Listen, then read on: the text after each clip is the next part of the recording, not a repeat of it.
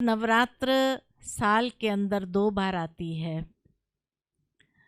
दोनों बार बहुत अच्छे से धूमधाम से भारतवासी मनाते हैं और नवरात्रि का सीधा कनेक्शन शिवरात्रि के साथ होता है, क्योंकि शिव बाबा ही आकर के इस अज्ञानता के अंधकार रात में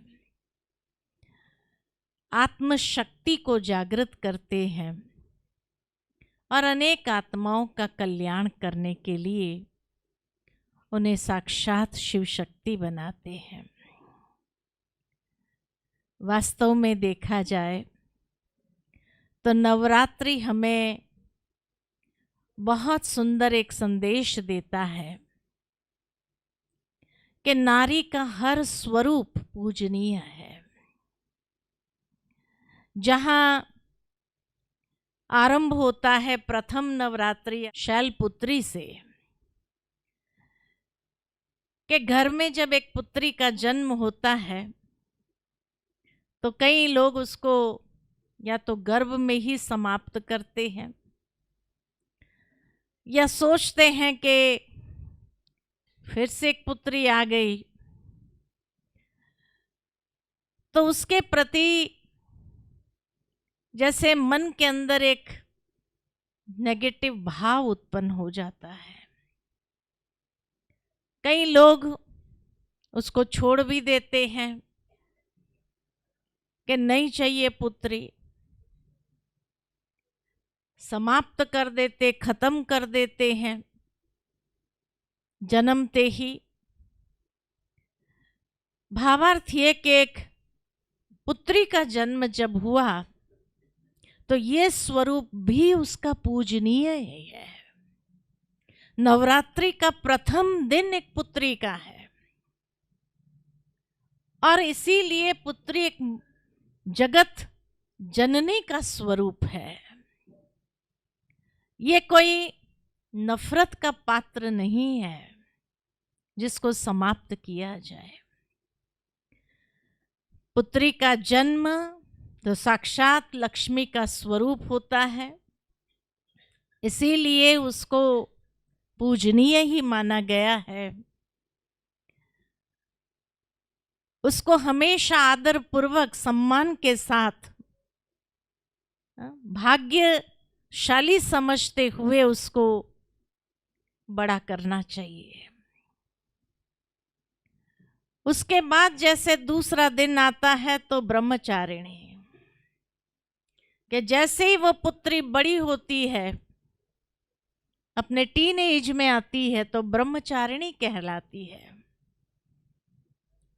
और ब्रह्मचारिणी यानी जिस कन्या का पूजन भारतवासी करते हैं, कोई भी शुभ दिन आता है, शुभ कार्य करना होता है, तो कन्या पूजन से उसका आरंभ होता है। लेकिन भारत के अंदर एक प्रथा थी बाल विवाह की, तो ये बाल विवाह के लिए नहीं है, ये पूजन योग्य है। उसकी पूजा करके हर कार्य शुभ माना जाता है। तो ब्रह्मचारिणी अर्थात कि बहुत जल्दी उसको पराये घर की है सोच करके विदा करने की आवश्यकता नहीं है, या उसके प्रति ये भाव रखना कि अब उसको पढ़ा लिखा के क्या करना है, उसको तो चूल्हा चौका ही करना है। ये भी एक प्रकार का डिसरिस्पेक्ट है। तो ये ब्रह्मचारिणी स्वरूप भी उसका बहुत रिस्पेक्टेबल स्वरूप है। तो उसके प्रति कभी भी ये भाव नहीं लाना है कि भाई उसको पढ़ा लिखा करके क्या करेंगे, ये भाव नहीं लाना है। ये भी एक प्रकार से उस ब्रह्मचारिणी का इंसल्ट है, अपमान है। यानी परमात्मा का अपमान है। तीसरा स्वरूप फिर वो चंद्र घंटा बनती है, अर्थात संपूर्ण खिल जाती है। और जब संपूर्ण रीति से खिल जाती है, चंद्रमा के समान 16 कला धारण किए हुए जब योग्य हो जाती है विवाह के, तो ये स्वरूप भी उसका पूजनीय है। लेकिन वहां भी एक कुरीति जोड़ देते हैं, दहेज प्रथा। हर स्वरूप उसका पूजनीय है, लेकिन समाज के अंदर हर स्वरूप के साथ कुछ न कुछ दुर्व्यवहार किया गया है, यानी उसका अपमान किया गया है। भगवान का अपमान करने बराबर है। तो विवाह योग्य हो गई है, ये भी उसका सम्माननीय स्वरूप है। जहां उसको पढ़ा लिखा करके योग्य बनाते हैं और संपूर्ण खिली हुई होती है, और उसके बाद उसको विदा करो, तो ये उसका सम्मान है। उसके बाद चौथा स्वरूप आता है कुष्मुंडा, कि जब वो गर्भ धारण करती है, जब उसके पेट में किसी का अंश है, तो कुष्मुंडा स्वरूप जहां वो एक परिवार के अंदर वृद्धि करने के लिए कदम आगे बढ़ाती है, तो ऐसे समय पर उसको आराम की जरूरत होती है। लेकिन वहां पर भी उसके साथ दुर्व्यवहार कभी कभी किया जाता है। आराम तो दूर, सारे घर का और ही बोझ उसके ऊपर डाला जाता है। ये भी उस स्वरूप का अपमान है। तो जिन देवियों की हम पूजा करते हैं, ये पूजा माना उसका सम्मान करना। क्या हमारे जीवन में ये नारी के हर स्वरूप का सम्मान हम कर रहे हैं? जब वो एक मां बन करके उस परिवार को वृद्धि करने के तैयारी में होती है, तभी भी कई बार उसको कितना दुर्व्यवहार करके उसके साथ अनैतिकता बरसी जाती है, तो ये भी उसका अपमान है। फिर पांचवा स्वरूप उसका है स्कंद माता का, जब पुत्र को जन्म दे देती है और उस परिवार की वृद्धि करती है। कहा जाता है एक बच्चे का जन्म होता है तो एक मां का भी नया जन्म होता है। तो उस नए जन्म में भी उसका सपोर्ट करने के बजाय जब कभी उसको अपने बच्चे से दूर कर दिया जाता है, काम का बोझ इतना उसके ऊपर डाल दिया जाता है कि नहीं ये करना है, ये करना है, अभी छोड़ो उसको। तो जिस समय उस बच्चे को पालना देने की आवश्यकता होती है, तो उस समय भी उसके सपोर्ट में खड़े रहना चाहिए। ये उसका सम्मान है। यानी घर की स्कंद माता को हम तकलीफ दे और नवरात्रि में स्कंद माता की पूजा करें, ये कितना उचित होगा? तो जिस समय बच्चे के जन्म के साथ साथ उसका जन्म होता है, उस वक्त उसकी भावनाओं को समझने का समय होता है। उसकी भावनाओं को, क्योंकि उस समय एक बहुत द्वंद्व से वो गुजरती है और बहुत अलग अलग फीलिंग्स उसके अंदर आती है, तो उसकी फीलिंग्स को समझते हुए उसको सपोर्ट देना, ये है उसका सम्मान करना। उसके बाद का स्वरूप जो है वो है कौन सा? कात्यायनी का स्वरूप। कात्यायनी स्वरूप अर्थात हमेशा देखा जाता कि कोई भी परिस्थिति उस परिवार के ऊपर आती है तो वही नारी कात्यायनी बन जाती है और पूरे परिवार का संरक्षण करती है। कोई ऐसी परिस्थिति आ गई तो वो अपना गहना तक बेचने के लिए तैयार हो जाती है। उसके पास जो कुछ भी होता है उसको बेच करके भी परिवार को कोई आंच नहीं आए, ये बात सोचती है। लेकिन ऐसे समय पर भी कभी कभी उसको जब यथार्थ रीति नहीं समझते हैं तो उसके ऊपर जुल्म ढाया जाता है और उस जुल्म के कारण कभी कभी वो टूटने लगती है अंदर से कि क्या मेरा जीवन है। तो कात्यायनी जो है उसका भी सम्मान करना है। वो हर रीति से परिवार की सुरक्षा के लिए आगे आ जाती है। सब कुछ त्याग करके भी वो आगे अपना हाथ बढ़ाती है, नहीं तो उसको क्या पड़ी होती है।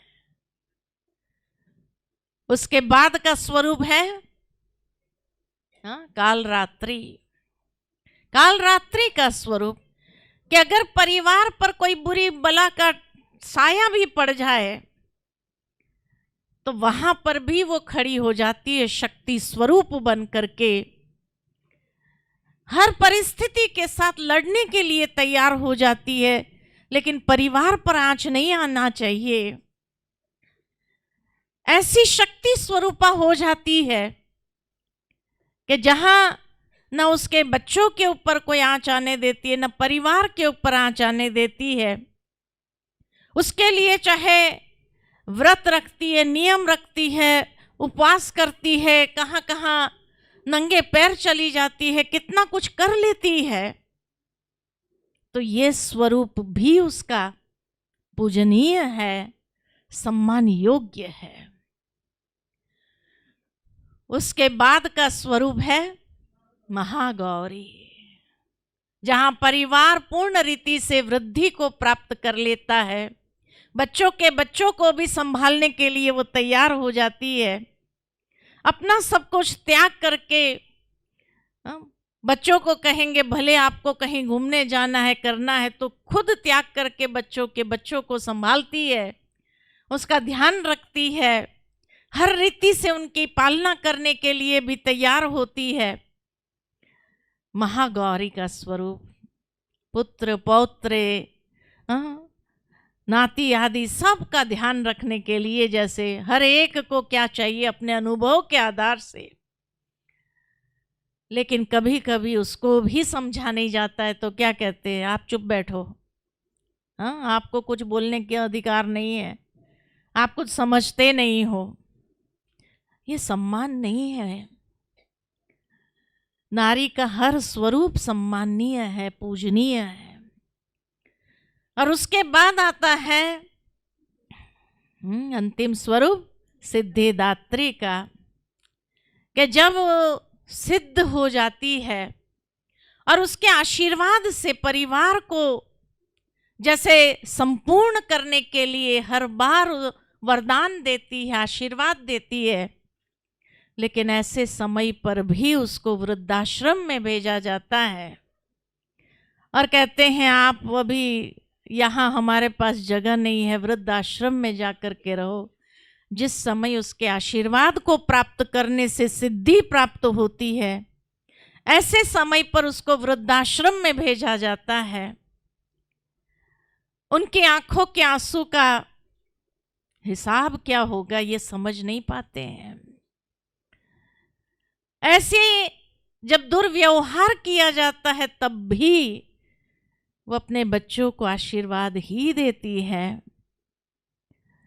भावार्थ ये कि हर स्वरूप के साथ कहीं न कहीं समाज ने अन्याय किया है, तो ये त्योहार के माध्यम से भगवान ने ये सिद्ध किया है कि यह अन्याय करना कितना महापाप है और ऐसा महापाप करने का कोई कदम न बढ़ाए या आगे न ऐसा करे।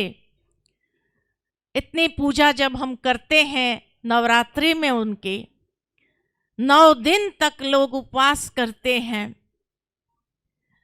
नारी के हर स्वरूप का हम सम्मान कर रहे हैं नवरात्रि में, और घर में वही नारी का क्या करते हैं? अपमान करते जाते, कदम कदम पर उसका अपमान करते हैं। और जहाँ बड़े अपमान करेंगे तो बच्चे क्या सीखते हैं? बच्चे भी अपमान करने लगते हैं। बच्चे के बच्चे भी कभी कभी अपमान कर देते हैं और वहाँ देवी की पूजा करने जाते हैं। क्या वो देवी से आशीर्वाद मिलेगा और ये देवी से? उसके खून के एक आंसू का कितना पाप चढ़ता है, कितनी भोगनी पड़ती है। तो शिव परमात्मा हम सभी को इस अज्ञानता की रात्रि के अंदर हमारी ये अज्ञानता को भी दूर करने के लिए हमें यही कहते हैं कि बच्चे, नारी का किसी रूप में अपमान नहीं करना। पुत्री से लेकर के सिद्धिदात्री तक का हर स्वरूप, उसका हर मोड़ पर उसका आशीर्वाद हर कार्य में सफलता दिलाता है। इतना ही नहीं, लेकिन हर एक कदम में सफलता दिलाता है। जहां पुरुषार्थ कम करना पड़ता है, लेकिन आशीर्वादों से ये स्वरूप कितना ऊंचा उठा सकता है इंसान को। ये प्रैक्टिकल नवरात्रि का ये त्योहार हमें सिखाता है, समझाता है। और इसीलिए कहा कि शिवरात्रि, शिव बाबा जब आते हैं तो मनुष्य के मन के अंदर जो नारी के प्रति अज्ञानता है, उस अज्ञानता को भी दूर करके यही समझाते हैं कि कैसे हमें अपने जीवन के अंदर हर क्षण नारी का सम्मान करना चाहिए। कभी उसको तकलीफ दिया माना शिव परमात्मा को तकलीफ देने जैसा हो जाता है। वो माँ तो फिर भी बख्श देंगी, दुआएं ही देंगी, आशीर्वाद देंगी, बद्दुआएं नहीं देंगी। लेकिन परमात्मा शिव धर्मराज बन करके उन आत्माओं को क्या करेंगे? उसके कर्मों का हिसाब जब चेक करेंगे तो वो कर्मों के हिसाब में जो उसके कार्मिक अकाउंट बने हैं, वो अकाउंट को चुकतू करने के लिए परमात्मा किसी को सजा नहीं देता है, लेकिन कर्म न्याय करता है। और कर्म जब न्याय करने लगता है तब शायद बहुत कठिन होगा उसको झेलना। इसीलिए कर्म न्याय न करे, हमारे कर्म हमेशा हमारा साथ दे, हर कदम में हमारे लिए वो दुआएं बन करके हमारी राह में बिछ जाए, ताकि सफलता के हर कदम पर आप आगे से आगे बढ़ते जाओ। तो यही नवरात्रि का ये पावन त्योहार हमें सिखाता है, समझाता है।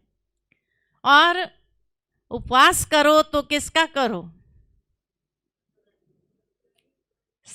स्थूल उपवास करने की बात नहीं है, लेकिन जो नारियों के साथ जहाँ कहीं दुर्व्यवहार होता है, उस दुर्व्यवहार का उपवास करो, उससे अपने आप को दूर करो और उसका सम्मान करते हुए आगे जागृति लेकर के आत्मज्योति जगाए।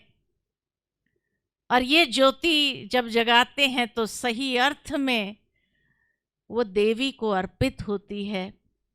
और वो जागरण, ये जागृति ही जागरण है कि जिसके आधार से हर नारी भी प्रसन्न होकर के अपने परिवार वालों को आशीर्वादों से भर देती है। कभी उसको दुख दर्द न दो, ये नवरात्रि का त्योहार सिखाता है, समझाता है। ऐसी नवरात्र आप सबको बहुत बहुत मुबारक हो, मुबारक हो, मुबारक हो।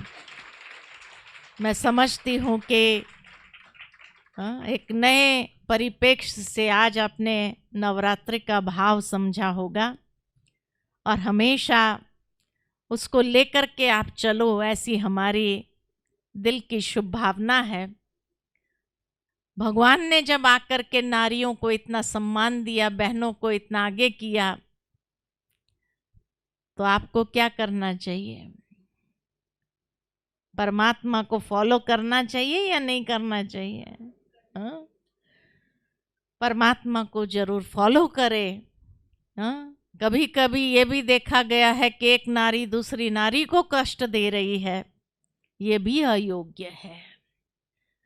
एक नारी जब दूसरी नारी की भावनाओं को नहीं समझ पाती है, ये भी महापाप है। ऐसे महापाप से जरूर बचे। तो खाली भाइयों के लिए नहीं है, लेकिन कई ऐसी माताओं के लिए भी एक सीख है, एक समझ है, जो हमें जीवन के अंदर उतारना है, धारण करना है। और हमेशा हर नारी का, चाहे बच्ची हो, पुत्री हो, या यौवन स्वरूप हो, उसका कोई भी स्वरूप हो, हर स्वरूप में वो पूजन योग्य है। उसका सम्मान करे, उसको अच्छा संस्कार दे, और अच्छा संस्कार देते हुए उसके जीवन में आगे बढ़ने के लिए आपके अनुभव से उसको सिखाते जाएं। खाली बेटियों के लिए नहीं, लेकिन बहुओं के लिए भी, वो भी एक नारी है, उसको, उसकी भावनाओं को समझना भी हमारा कर्तव्य है। तो हम अपने अनुभव से उसको, अगर कोई गलती हो भी जाती है तो उसको सिखाएं जरूर, और उसका सम्मान करें, उसकी भावनाओं का। तो वो आपका भी उतना ही सम्मान करेगी, वो आपको भी इतना ही मान देंगी, सम्मान देंगी। हाँ, तो इसीलिए जीवन के अंदर हर स्वरूप को हम क्या करें? सर माथे, उसको सम्मान इतना दे। ये परमात्मा शिव हमें सिखाते हैं इस नवरात्रि के पावन त्योहार पर। तो ऐसी प्रतिबद्धता हम लाएंगे या नहीं लाएंगे? लाएंगे। हाँ, अपने घर के अंदर कोई भी नारी हो, उसका भी हमें सम्मान करना है, कभी अपमान नहीं करना है। नहीं तो शिव बाबा खुश नहीं होंगे, शिव बाबा प्रसन्न नहीं होंगे। हाँ, शिव बाबा जिस पर प्रसन्न होता है तो क्या करता है? छप्पड़ फाड़ के देना चालू करता है। तो शिव बाबा का छप्पड़ फाड़ के आशीर्वाद चाहिए या नहीं चाहिए? चाहिए। तो समझो शिव बाबा क्या चाहता है। शिव बाबा ने बहनों को कितना सम्मान दिया है। देखो, जिन बहनों को पर्दा के अंदर रखा जाता है, आज शिव बाबा ने उन बहनों को कितना ऊंचा उठाया, और कितना ऊंचा उठा करके कितना विश्व परिवर्तन की बड़े से बड़ी जिम्मेवारी भी उसको दे दी, जिसको वो निभा रही है, कर रही है। तो इसीलिए आप सभी यही शिक्षा लेके, जब परमात्मा ऐसा कर रहे तो हमें भी ऐसा करना चाहिए ना। तो ऐसी नवरात्रि की बहुत बहुत मुबारक है।